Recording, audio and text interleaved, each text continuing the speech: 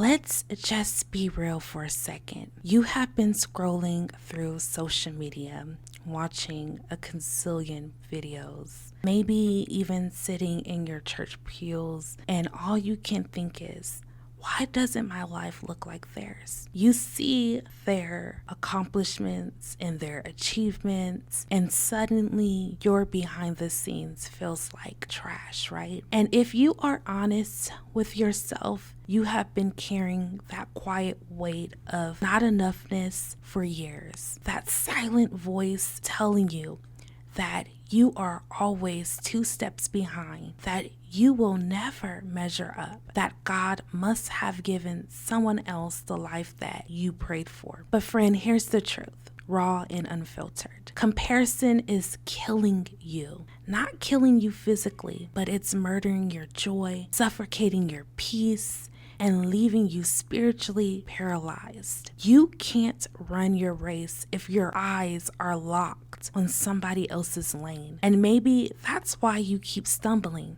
why you keep quitting, why you keep feeling like you're not walking in your purpose, because you are too busy auditioning for a role that God never cast you in. And let me tell you something right now. The enemy loves when you are distracted by comparison because he can't steal your calling. He will settle for convincing you to despise it yourself. He'll twist your perspective so that instead of celebrating who God made you to be, you spend all of your energy trying to intimidate who God never called you to be. And intimidation will never carry the anointing that authenticity does. That's why today I need you to sit with this message, because if you don't confront this thing head on, if you don't stop this cycle of comparison, you will keep living beneath your purpose. You will keep waiting for someone else's permission to be who God already affirmed you to be. And let me warn you,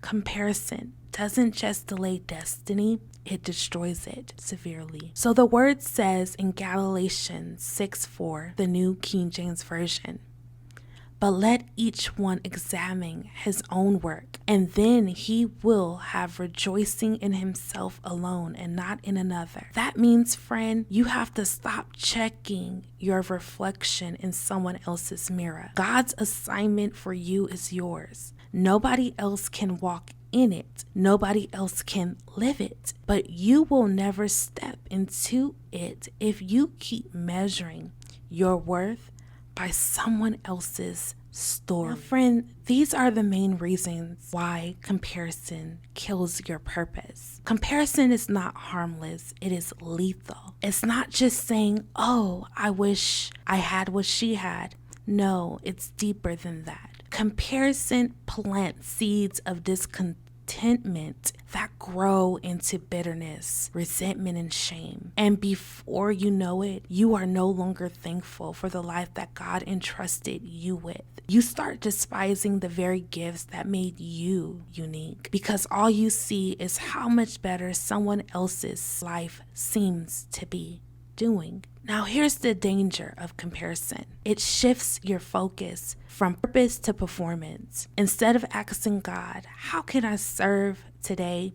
You start asking God, why don't I look like them? And when your focus is wrapped, your actions follow. You spend money you don't have, chasing validation for people who definitely don't matter. You waste time that should be spent developing your gifts instead of scrolling through someone else's progress. Purpose dies in the soil of distraction. And if you are not careful, comparison makes you ungrateful for your process. You start questioning why your breakthrough is taking so long, why your healing feels delayed, why your platform feels so small, but you don't see that what looks like delay is actually God developing your character. What looks like hiddenness is actually God's protection over your life. Comparison blinds you from seeing the blessing in your current season. So let's be honest, friend. How many nights have you laid awake replaying what she has, or what he has, or what he's doing, or what she's doing, or what they're building? And in that space, did it ever give you peace? No, it left you anxious, jealous, and doubting yourself even more. That's proof right there that comparison does not produce the fruits of the Spirit. It produces a rotten heart. And if you don't uproot it, it will choke the life out of what God has placed inside of you. That's why the word reminds us in James 3:16, the New King James Version. For where envy and self-seeking exists, confusion and every evil thing are there. Do you see that? Where there is envy, there is confusion. No wonder you don't feel clear about your purpose. No wonder that you can't hear God's direction. As long as comparison is loud in your heart, clarity will always be quiet. Now, friend, let's talk about why you will never find purpose if you keep comparing. Listen, purpose cannot be discovered in someone else's life. You will never find your true identity by trying to copy others, because God is not in the business of duplication. He's in the business of creation. And you, my friend, are his creation. So while you are over here trying to remix somebody else's assignment and make it yours, you are leaving your own assignment unfulfilled. And that's why no matter how much you try, it doesn't fit you. It doesn't flow because it was never designed for you. Now, purpose requires your presence, and you cannot be fully present in your life if half of you is living in envy of others. That's why you feel disconnected. That's why you feel unfulfilled. And that is definitely why you feel drained, because you are not here. You are living in somebody else's timeline, wishing their life was yours. But let me remind you, God's timeline is not a social media algorithm. God's timeline is divine, and it won't make sense when you compare it to others. The more you compare, the less you create. You are a visionary, but you have been blinded by something else, which is intimidation. You are supposed to be building something fresh, something original, something that sets you free. But comparison has stuck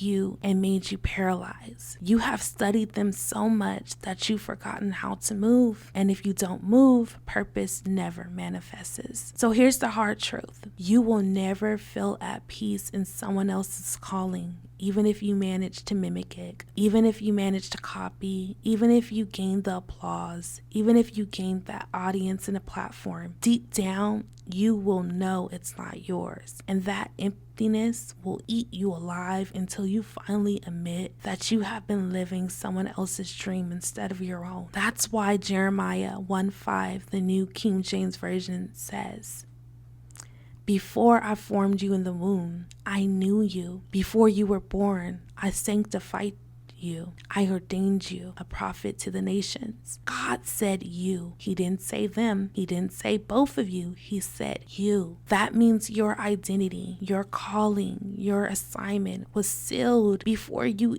even had breath. And if God thought you were worth that kind of intentionality, who are you to throw it away just to look like someone else? Now, friend, I think it's so important for me to teach you how to reclaim your distant calling. First, you got to silence the noise. That might mean unfollowing some people. That might mean logging off for a season. That might mean shutting down the voices that trigger your insecurities. Because if you are constantly feeding yourself images of who you think you should be, you will never have the capacity to hear who God says that you are. Second, you've got to lean into gratitude. Gratitude is the antidote to comparison. Start thanking God for what He has already given you. Start praising Him for the gifts inside of you, even if they are not truly fully developed yet. Gratitude shifts your postures from why me to thank you, Lord, for me. And when you live in gratitude, your eyes are open to see just how blessed you really are. Third, you need to take inventory of your own gifts. Stop ignoring what comes naturally to you. That creativity,